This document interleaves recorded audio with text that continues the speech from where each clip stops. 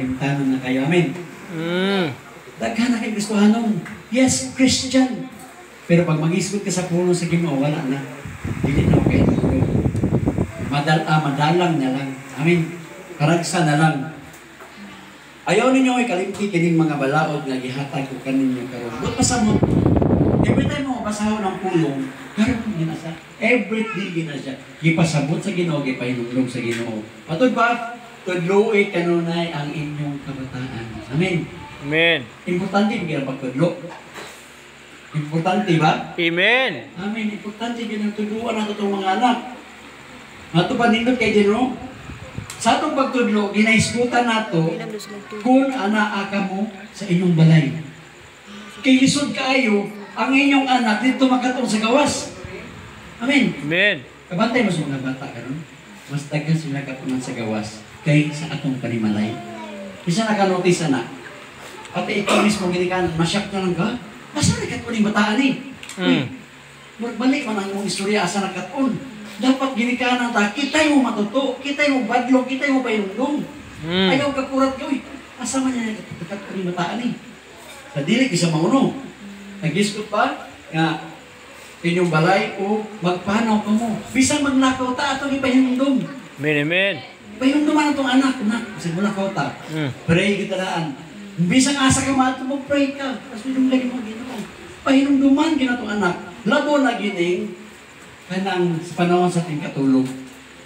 Lisod kay sa Kristohanon nga ating katulog. Matulog na lang mo dito. Amen. Amen. Murag dili gid mauno. Sa panahon sa ating katulog, dapat ya ang nurturing niya kani pahinumdum na gid sa Ginoo ani.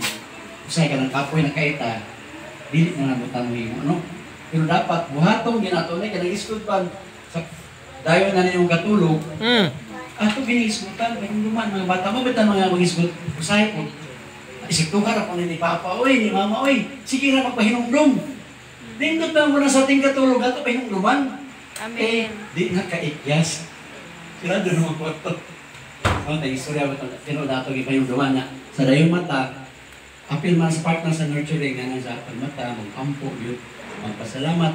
Kami sa una sa pagbagyod ka ng ganiantog sa mga karaanan yun, na agi morning devotion ka na buntay. Alas 4 pa, dok ko na sa kupapang lamisa.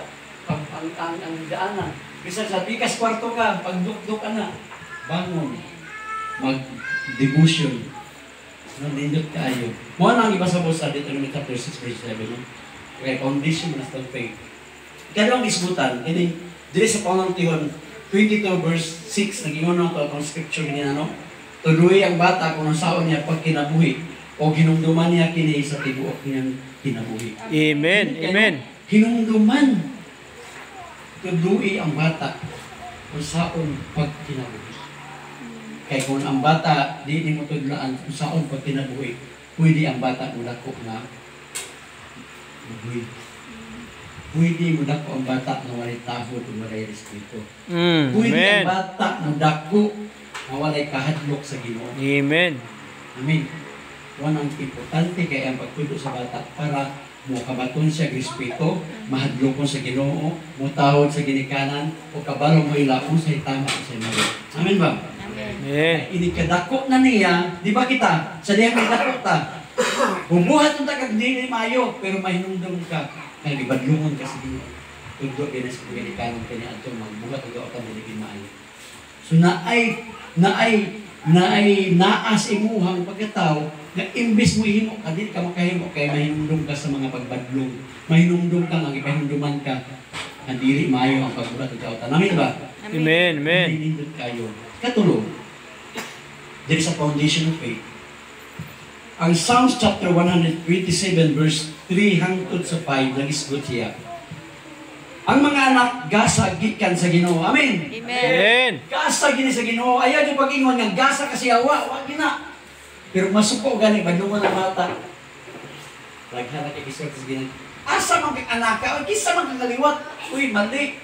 Usay beto na kanang kalagot sa ginikanan, no? Asa man kang kaliwat, uy? Daghan na kay pasangindan. Hallelujah. Padayon ta. Ang mga anak gasa gikan sa Ginoo, sila tinuod nga mga panalangin. Amen. Hallelujah. Mag-iskot ang gasa, panalangin di kay na. Amen. Kabalo ba mo karon nga daghang kay nangandoy anak, ano ba di mo ka anak? Amen. So, it's a gift from God na dapat natong pasalamatan.